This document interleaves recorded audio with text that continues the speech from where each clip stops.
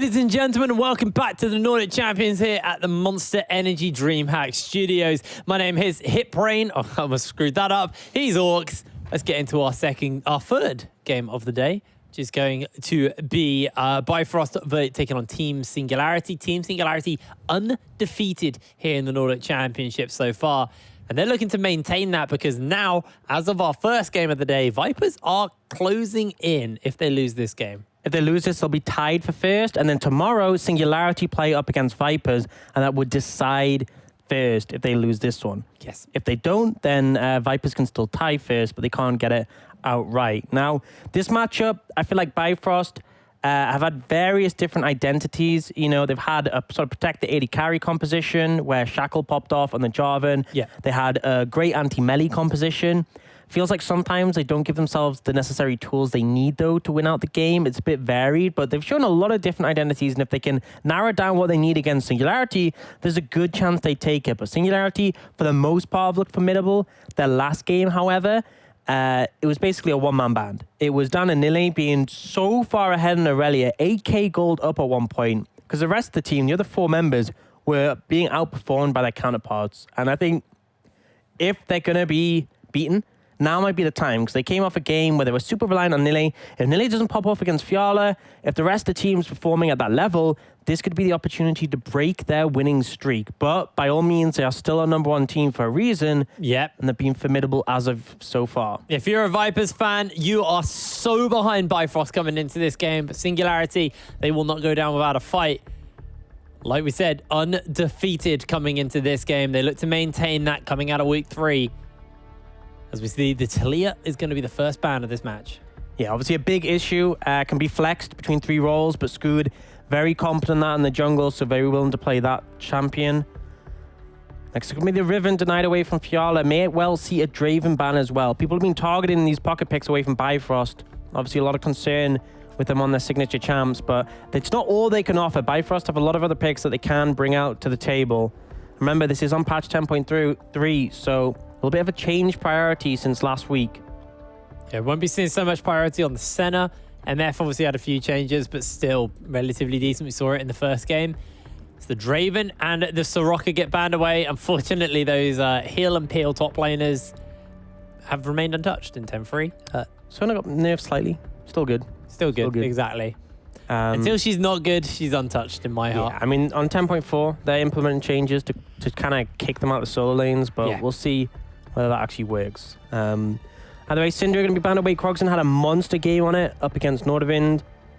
Now Singularity to round out their bans. A lot less priority picks. We've seen, you know, previously it was like you have to ban this power pick, this power pick, this power pick.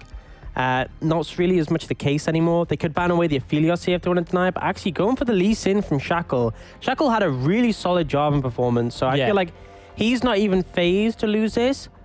But the question is, will they first pick the Jarvan? Because if they don't, then it kind of drops down in priority. But there's still, you know, Sejuani's risen in priority. Gragas is still solid and open. I don't think this is too much of a concern. Bifrost are going to go for the Jarvan first pick. So securing a strong jungler for Shackle. Something he's had great performances on. But then out passes over to Singularity. And they're in a position where the Aphelios is open. But the concern is going up against the Jarvan can be a little difficult. You could honestly take like Ezreal Yuumi this rotation, or at least just the Ezreal. Yeah. And it mitigates a lot of what the Jarvan does. They're actually going to go for the Ornn instead. Braum potential counter pick, and they're going to pick that away themselves. So no possibility of Bifrost implementing that.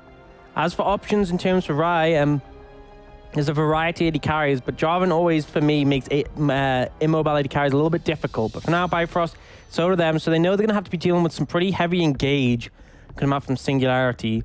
And they are still going to opt for the Aphelios, that power pick we've seen so much work come out from. If Bifrost pick their support up here, pick themselves a powerful bot lane, Team Singularity then are almost forced to take an AD carry or a jungler, because one of those things is going to get hard banned out in the next rotation. Yeah. So looking for a flexible pick potentially here, and like Sona can go top, it can go bot. So if the Ornn goes top lane, you can match it. If the Ornn goes mid lane, you can actually match it. Or you can even put this in the support role up against the Braum. Because as we talked about last game, not too much engage potential from a Braum. Yeah. If you want to threaten the Sona and deny it from going bot lane, you would pick a Varus here. or potentially an Ashe. That would make things very difficult for the Sona and bot lane. But it depends where you want to put your focus right now. They could pick another lane completely, but they're going to go for the Lucian, so a flex technically works well. The Braum, but can go mid or top. And that would be a very good answer to the Sona. One of these champions that you can dash in on her and just extend the trade. Sona benefits from short trades. You know, you use your Q, you auto attack, you back off. Q, auto attack, back off. You sustain any damage in return. Lucian will chase you down if he wants to, so that's the concern. And seeing the bans come through, Thresh banned away, a good matchup into the Braum, and also can set the Jarvan up with lanterns in towards the bot lane. Now I've got to see what else is going to come through. A lot of scaling already in the favor of Bifrost, just because they have an AD carry who's monster in the late game. Jarvan easy to execute team fights, and then the Sona, of course, scales extremely well. So they ought to have those tools in place. And they're looking to deny early pressure from Scud by taking away the Elise. Grag is still on the table. I feel like that could potentially be the second ban away. As for Singularity, they want to keep going for the AD carry. It's actually going in a different direction with the Veigar away from Energy. A good pick to stall the game out and also deny engage opportunities by putting that cage down.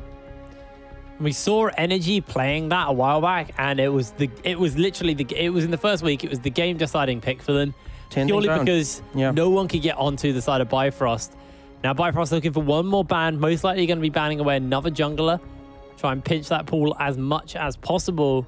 The Grag is still open, but can take away Scud's comfort pick in the Nidalee there. Actually targeting the Nidalee away from Scud. I think in the Jarvan matchup, you can find favor with that. And then also, I mean, it's very hard for Jarvan to ever hit a combo onto her. Yeah. And the Cataclysm is essentially useless. On top of that, with jungle XP being up, even better to counter jungle. Krogson going for the Azir, nothing too strange there. It's a typical pick he'll go for. And that means we expect the Lucian is very much going to be bot lane. I think it makes sense to take a mobile AD carry up against a Jarvan.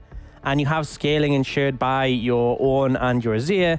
Question's going to be, what will Bifrost take in return? Now, typically, the matchup you could take into this is the LeBlanc to offer a lot of early pressure. But Energy may lean in a different direction here. I think he's just going to go for the safe scaling pick, which is the Orianna. That's sad. I was so excited to see a Zed there.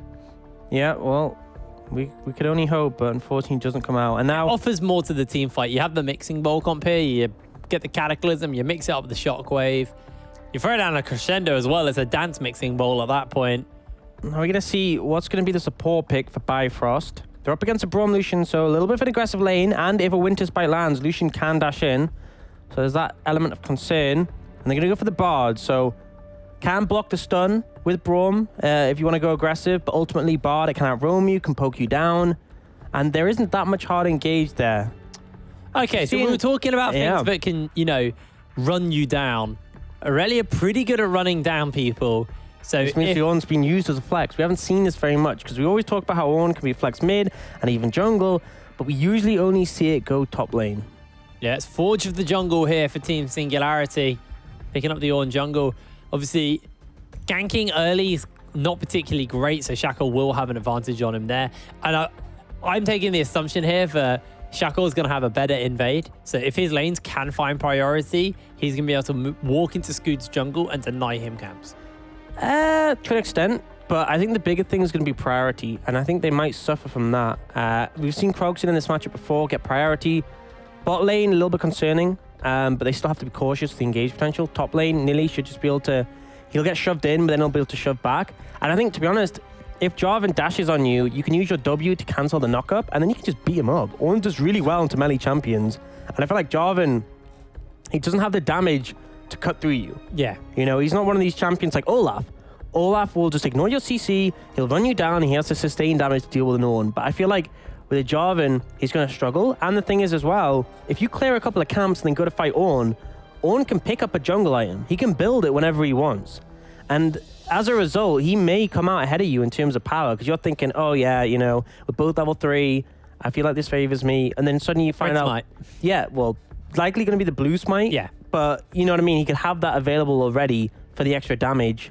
Potentially even just pick up a ruby crystal and that could be the difference maker. Plus he's got the unsealed spellbook as well. So, you know, that flash could always just be an ignite as well. So there are little things you kind of got to keep in mind here. So maybe, yeah, maybe you're right, Shackle. Not going to have quite as an easy time finding these ganks off here in this game. And, you know, Singularity, undefeated. They want to get this win. Take set is someone I'm going to be tracking in this game here for Bifrost. He has, in the games they've won, looked really, really good. Yeah, so we can talk a little bit about the Sona pick for those who haven't seen it before and how it functions, and also the limitations of it. So the way it functions is that the Sona doesn't really need that much farm. She has the support item, she gets extra gold from that. She'll just keep hammering away at Nilly and picking up gold. And then she looks to roam. The Sona looks to roam because she has tons of movement speed offered by her E. And just join team fights, offer her buffs to as many people as possible, and scale up to be strong. Once she has completed her support item, she can start to pick up more farm, but likely due to a lack of wave clear, it's going to get funneled onto energy and takes her. Now, what this offers is you have a super scaling champion who's extremely strong in the late game, buffs your allies, and the team fight from Bifrost later on, very hard to deal with, because you have another hyper carry who's potentially a threat. Now, the downsides is you don't take TP. Often they go Ignite, so they have the extra lane pressure. In this situation, because you scared off an all-in from Nilly, he's going for the barrier. But what that means is if Nilly finds an advantage top lane, if he starts to chain kill Fiala, there's no TP to answer him in a side lane. It would only be energy, and you do not want your Orianna in a side lane against a Fed Aurelia. So that is the concerns I have for Bifrost. But obviously, if they get to the later stages without losing massive advantages in the top side, they'll be in a really comfortable spot. Wonderful little breakdown on how Sona top lane works. Kind of offers a similar thing to what the Soraka obviously offers as well. Similar but different. Bit more roaming. Yeah. Obviously you bring hard CC as well versus kind of big denial. I think the thing with Soraka is that like it's just really hard to kill. And on top of that, you don't actually need to roam, you just press R. Yeah. Whereas the Sona actually needs to leave lane if she wants to contribute to a team. And it may be a situation where Fiala ends up sacrificing the tower, Nilly just keeps pushing. Ooh. But right now you see it dashes come in onto Fiala, and now that much base health, you got to be really careful. I want to know, why would you take the Dark Harvest over the Airy if you're looking for lane pressure? Is that your scaling aspect? Yeah. I mean, I feel like Airy's only like little bits of damage. You're just going for procs. You're not trying to like... Oh, say maybe Meteor instead then. I mean, I feel like it's just the better late game is a big factor. Yeah. Like with Dark Harvest on Sona, if you get Lich Bane with the Kirchi's Shard, which gives 80 damage as a proc, and a bit more AP behind you, you can honestly just like one-hit someone almost. The damage is insane. So in the late game, obviously gives a lot of that, and usually in lane matchups top, you can poke someone down and proc your Dark Harvest pretty easily. Now, Nilly on the Aurelia has gone Corrupting Potion, plus the Biscuits of Rejuvenation, so he's happy to sustain through this. And actually, he's pushed in the tower, so he has two options here. Option one is he goes for a dive. He knows Scooter's on the top side, so he's not going to do that yet until he's in position.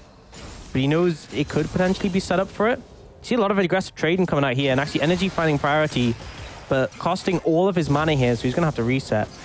But as I said, so your two options, you can either dive here onto Fiala, or you can reset, and you can restock your Corrupting Potion, potentially pick an item, and come back. Or you can just keep pushing in, and keep pushing in. But as soon as he feels like, oh, I'm low on potions, just recall, stock him up again, and energy.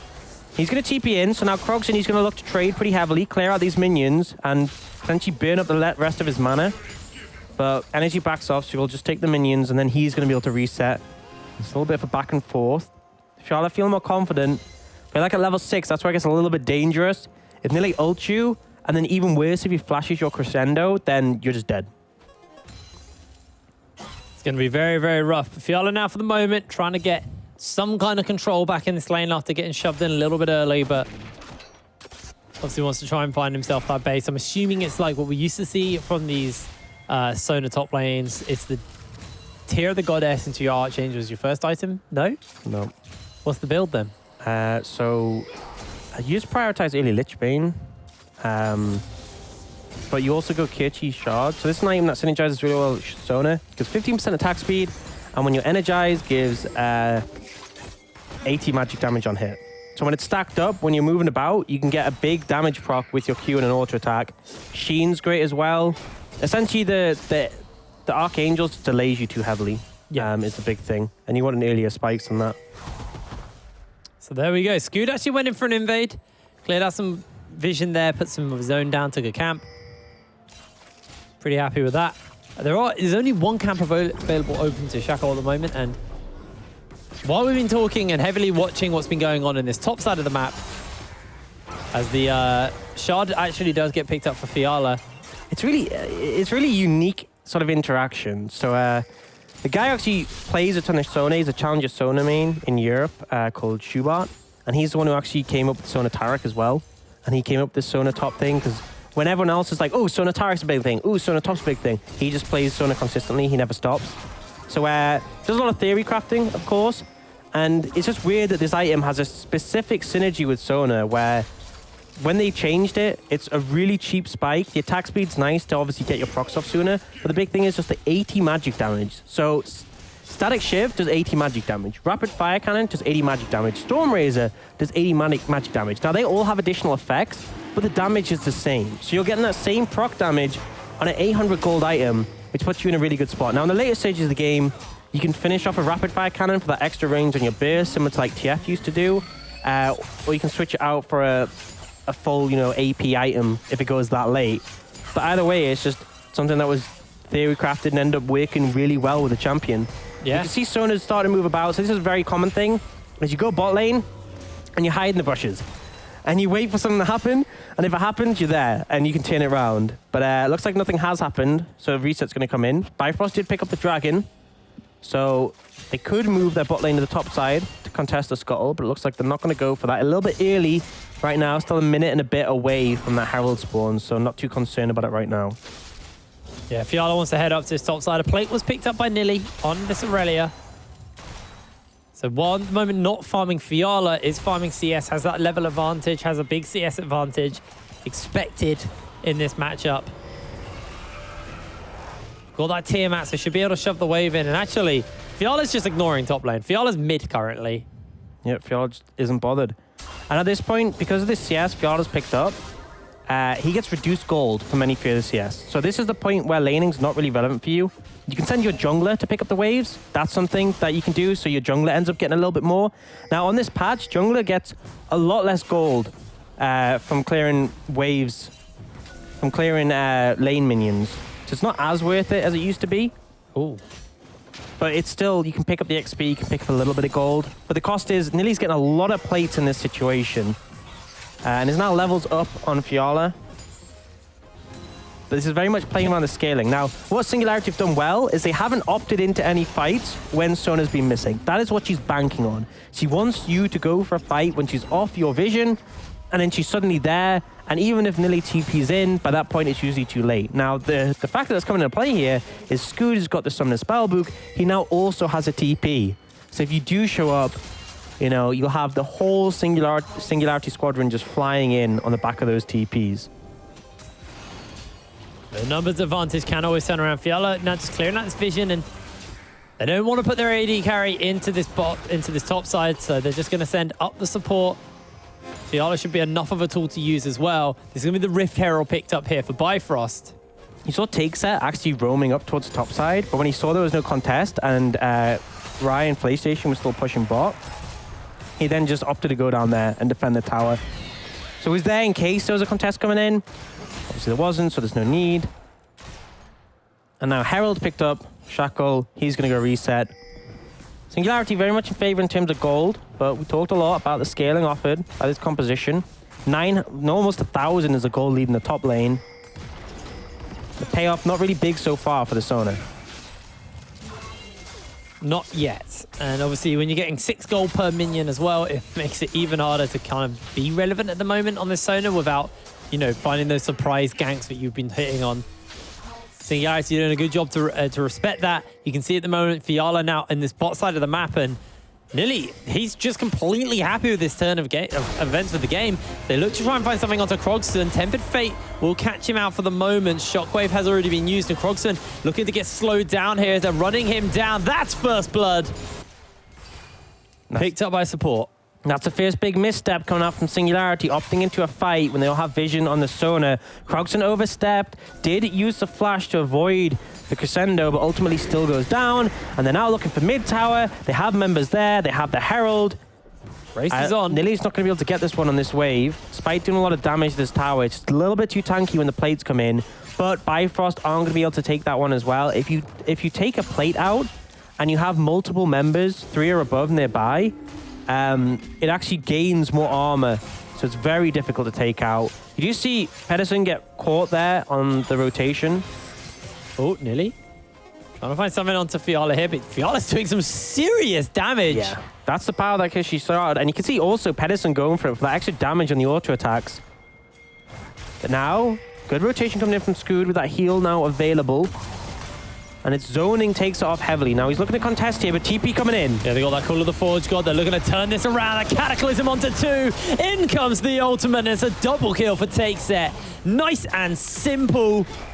Picked up there for Bifrost. Krogson free farming away in the mid lane. He's getting some plates, and this could just be first turret blood to Nilly in this top side. Got a big wave to work with. Singularity do get that objective. Yeah, big load of gold gone in Nilly's pocket, and we've seen what he can do before on the Aurelia with that. But in this situation, I feel like Singularity need a bit of a mistake there. You don't... Oh, do have a pause coming in. You don't need to commit to those fights. If you just play the map wide, it's favorable towards you because Nilly is getting free farm in the top lane, and you're able to have 3 carries farming in each lane. Yeah. And the thing with Bifrost composition is Fiala isn't picking up farm. So if you play a wide map, you can come out advantageous. If they didn't commit to try and engage there, they would have denied a ton of gold from Takeset, and the game would have kept flowing out, and it would have been pretty comfortable. And Nilly still would have likely got that tower in the top lane. But instead, they commit, the turnaround is very swift, and Bifrost end up losing out in that one. We're having a quick ping issue here in the game. Looks like we've almost ironed it out already, so it shouldn't be too long before we get back into the action here. Because this game's been really, really fun to watch already. I know we've done a lot of talking about, you know, the Sona top lane and not really focus on too much else here, but it has been a really, really enjoyable game to watch so far. You're seeing how the Sona works with the roaming around the maps and looking to set the team up. And for the most part, Singularity played well about it, because even that play in the bot lane, the Sona wasn't there. So they may have opted into that fight, but the Sona wasn't set up for it. It's just they didn't factor in the rest of Bifrost. They didn't factor in the TP coming in from Energy, and unfortunately, just as we get going, still have an issue. It appears they were just checking to see if the ping had fixed, and it's still having a problem. So hopefully, we'll get that sorted out as soon as possible. For now, we can talk more about Kirchi Shard. Okay, talk to me about Kirchi Shard. Yeah, nice item. Let's have a little look. So, 70 gold off stacking the Spell Thieves. So, finally, after that, Fiala will be able to get some gold. Quite a while away still. Yeah, it's a little bit of a ways. Do you go Sheen now as your next item into the Lichbane, or do you finish? What does the Kirchi Shard become, or does it get sold later? So you can build into Rapid Fire to give that extra range on your auto attacks, but you tend to leave it very late. You fill out your items with more AP items, and then you can build into Rapid Fire for the extra range on your Q auto, or you can sell it and just round out to full AP. It's sort of on preference. I think it also depends on the range of the enemy team composition.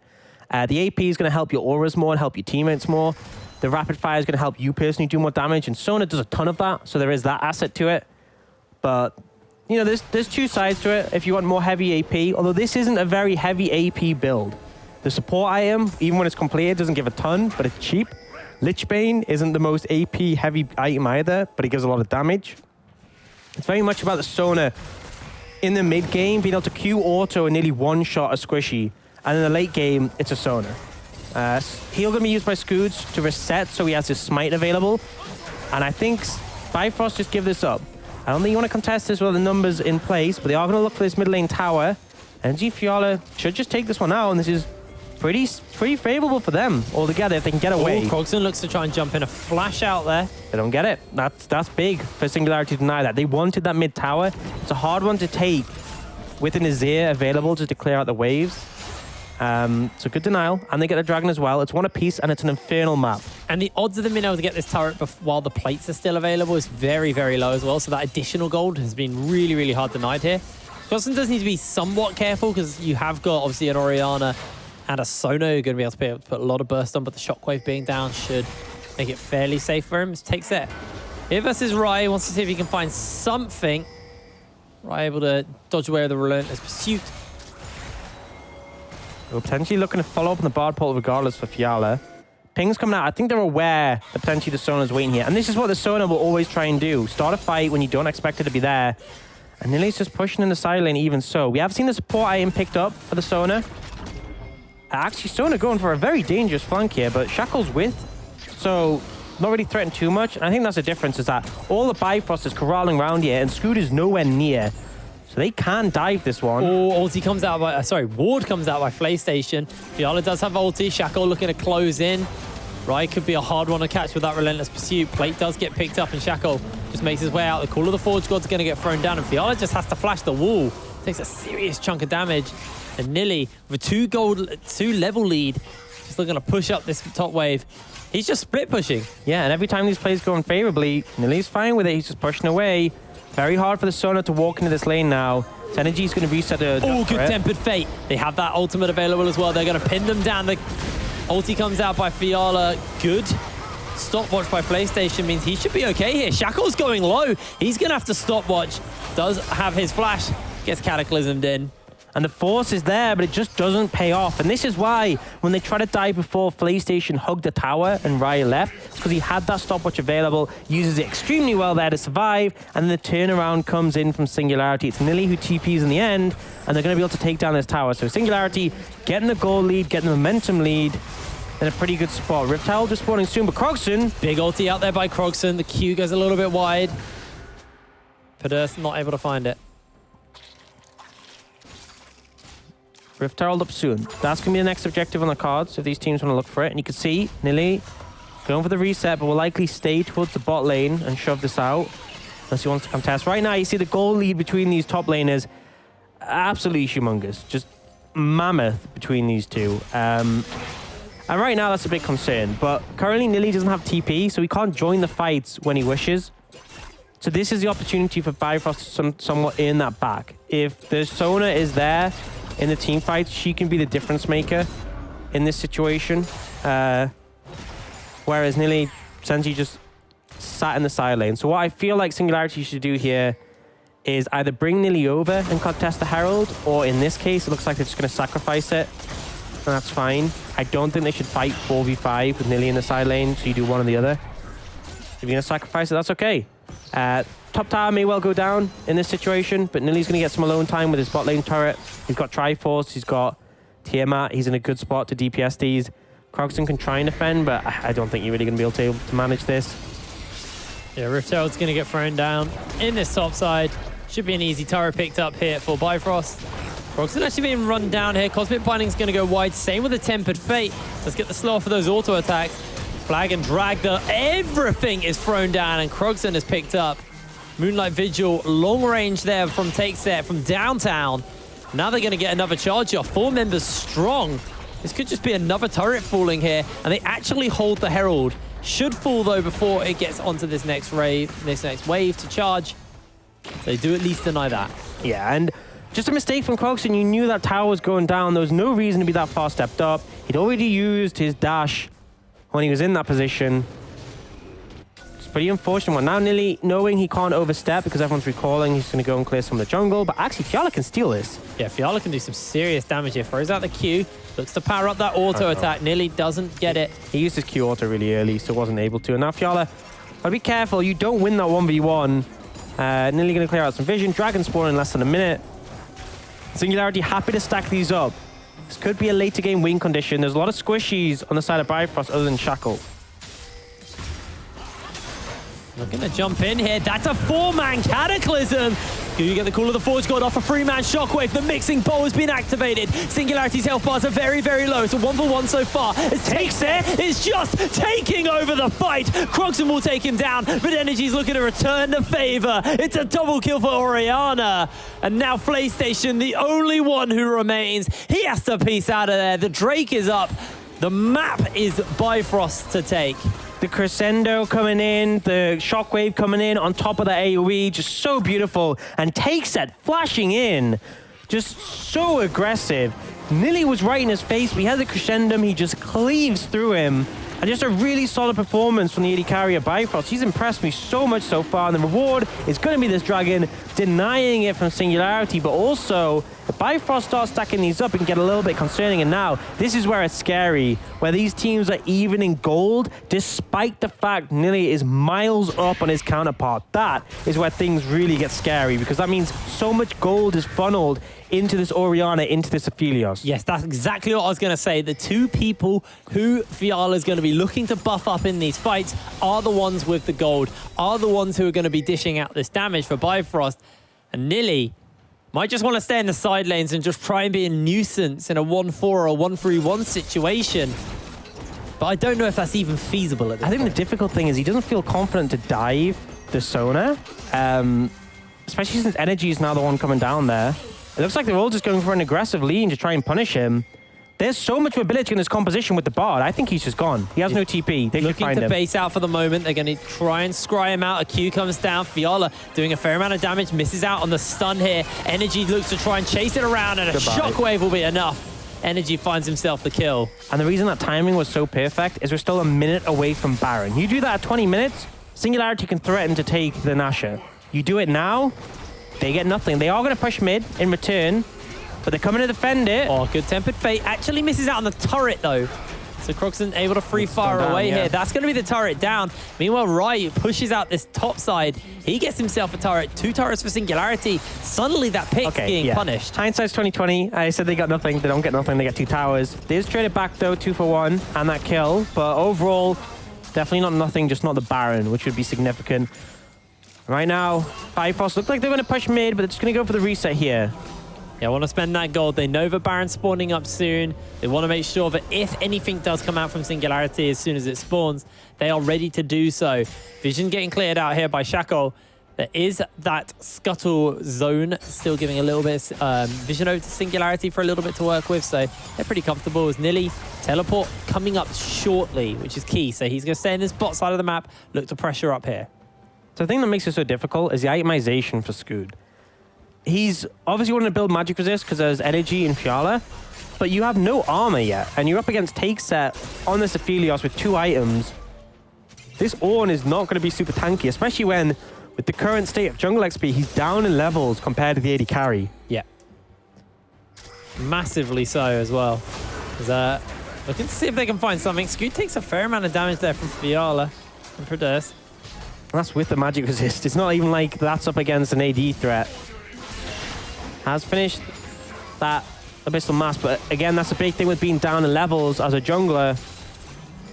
You're not going to get your own items as soon, but the engage coming in. They're going in. Call of the Forge God's going to land. That's going to be the ultimate thrown out by Nili. Trying to jump onto the backside of 4-man Shockwave. The Cataclysm's huge. And Bifrost just destroys Singularity in the most sexy wombo combo I've seen. Fiala flashes forward, forces Croxon to flash out, and Bifrost are straight on a Baron. And Singularity picked that fight. They engaged it, they looked for it, and they just funneled straight into that Orianna. Shockwave from Energy was absolutely massive, and now they're looking towards the Baron. No jungler on the side of Singularity. Bifrost, this might be ending the winning streak of our undefeated team right here. We'll have to see, but this team fighting, this play on the map here by Bifrost is superb. Singularity now starting to look extremely lost. Nearly got the Vanguard's edge onto both Energy and Take Set and got blown up before he could do anything. But it's so hard to engage on this team. They have so much support for the carries. There's the shields from Orianna, the shields and the healing from Fiala. They have all the CC offered by the Jarvan and the Bard. And if you miscalculate, if you engage badly, as you saw, you just get blown up. Singularity down in gold, down in scaling. Things are not looking good for them. Not at all. Dragon will be spawning up relatively shortly as well here. Bifrost gaining control in the side lanes. You can see that Rai has gone up to top side, where Fiala with the Lich Bane is now sitting with the Baron buff minions. Rai not really going to be able to do too much. You can see Nili with Scoot on that bot side of the map also trying and contest here. But you're pushing into Baron. You're pushing into 4 members of Bifrost with Baron. You don't really have the ability to contest this here. They know they're 2 versus 4 as well. So Singularity, they just have to step away. They're going to lose an inhibitor turret here. Bases are coming out by Scoot and by Rai, but it's too little. It's too late. They've lost an inhibitor turret. Rai actually cancels his base and continues to stay in the top side. Nilly continues to push, and he will almost take that turret. Shockwave on the Krogson. He's so low. He gets taken down by the auto attack. The splash damage forces a flash away from PlayStation as Energy looks to run him down. A lot of tower shots will land into him, and now Fiala misses out on the crescendo. He's going low. The culling is enough, and Rai will find himself a shutdown. But the rest of the team, they're looking just to end the game here. Takes it, dodges away. The Call of the Forge God's being thrown down. Yes. And Scoot, you've got to press R again, otherwise you don't land the knock up. That's rough.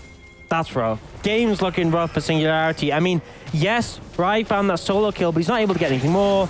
Energy recalls, sorry. And it looks like this could be the opportunity to contest this dragon, but it's probably going to be down too fast. This is the only moment where you have a numbers advantage when Crocs and TP is in.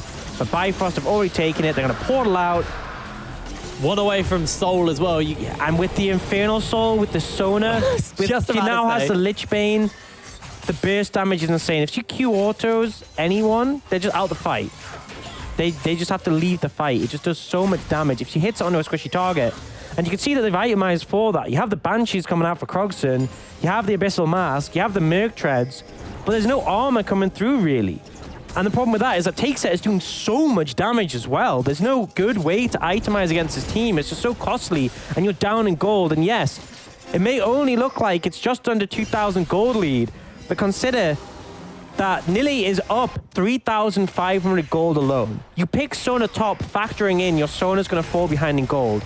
And if you take that out of the equation, the gold lead is almost 5,000 between the rest of the map. 25 minutes on the clock here. Bifrost looking just so far ahead of the undefeated Singularity. Rai remains to sit in these side lanes, trying to do something for his team. They do spot him basing though here. Nilly in the mid lane. A turret will crumble here to the siege from Bifrost. And they're just 5-man brute forcing their way through this game at this point. Yeah, Fiala with the Lich Bane is going to do there. so much damage. Krogson does have a lot of wave clip. This is going to be their one key thing. The Cosmic Binding does land. Krogson gets shockwave. He is just dead. Moonlight Vigil snipes him down. But secures the kill for his team. This will be the tower. This will be the inhibitor, and this could just be the game for Bifrost. Krogson keeps getting caught out time after time after time by Energy. 5-0 to 1-5. Call of the Forge God's going to get thrown down. It's a last-ditch effort. It's a large-ditch attempt, but they can't find the carries with the stuns. They can't find the carries with the knockups. It's only the Bard, and Fiala heals everybody back up to full. That shockwave will be coming up relatively soon as well. And you got to worry for that mixing bowl. Krogson's up in just a second. He's going to be here to defend, and it looks like Bifrost, no, they can't end right now, but actually they're walking the wave in. They want to go for this. 5v5 ARAM mid with the Sona. Have they bitten off too much here? This turret's on half health. The flag is thrown down. The waves are getting melted by the Infernum from Takeset. Krogson will take a Q. Fiala flashes forward for the crescendo. Forces a flash in return. Takesets onto the turrets. He doesn't care about the fight. He wants to go for it. That's a Vanguard damage, but the shockwave is disgusting. Once again, Energy finds his pick, finds his man. Krogson with a 4-man Emperor's Divide does nothing as a triple kill is picked up for Takeset. The turret will be the focus here, and Singularity bleed as they fall for the first time in the Nordic Championship. Undefeated no more, and Bifrost, the team, have showed so much variation in their draft, so much ability to sort of change what they need to play into different teams. We saw up against Dusty, I believe. Yeah. I want to say yet, but They played a variety of compositions. They played. It was actually against Hillerod. They played the Protect 80 carry composition that worked so well. Up against, I can't remember who, but they played the sort of the anti-melee composition. And it's just, this team have shown so much variation in what they can draft. And here, it was perfect because we saw last week. I'm losing my mind here. We saw last week, Singularity so reliant on Nilly for the win. Yeah. We saw that they needed him on Aurelia to pop off. And in this game, they put him in a lane where he couldn't. He couldn't find kills on the Sona because he wasn't even laning against Sona. He wasn't laning against anyone. This was a game where you want Quinstance on your team, on Yorick, right? Just hammering away at towers. But it just felt like if Nilly couldn't get going, which he couldn't, even though he got gold from just farming alone, he wants to be able to pressure a lane opponent. That wasn't possible. And all that happened was they just roamed about and looked to find fights. And normally, I mean, for the most part, it looked like Singularity respecting that, other than Krogson. And Krogson, I had concerns, he's a little bit over-aggressive, steps up too much. And we saw that this game. He got caught out again and again as a result. And it felt like all the sort of compositions Bifrost have trialed and run, the sort of anti-melee comp, the protect AD carry, all this, it was coming to this moment where they tailored a composition perfectly. Sona. Yeah, and it perfectly just beat out Singularity and just counteracted what they've shown vulnerabilities in. And that's Krogson's over-aggression, and that's Nilly's reliance on being fed to carry his team, because the rest of them just didn't look good last week. And with that, Singularity have fallen. This makes tomorrow's game versus Vipers an especially spicy one, because it will actually decide who is first and who is second here in the Nordic Championship. So Bifrost has set us up for an incredible game tomorrow, but also they have set themselves up as a team we need to keep our eyes on, because now with Dusty falling, if Hybrid lose to Atlando, they clearly set themselves ahead and put themselves in a solid third place coming out of today. Yeah, absolutely. And Bifrost very much deserving. I think it's really interesting to see the different comps coming out. And we've seen a lot of Soraka, or at least a lot banned away. We haven't seen as much Sona. And I think it took a team like Bifrost, the innovators of the league, I feel, to come in and say, we're going to play it and we're going to make it work. And they did against the undefeated team who have now lost that title. Yeah, well, no longer are they undefeated. A Singularity fall here to Bifrost, but we still have one more game to go at the Nordic Championship. It's going to be Hybrid versus Atlando, so don't go anywhere. We'll see you for Game 4.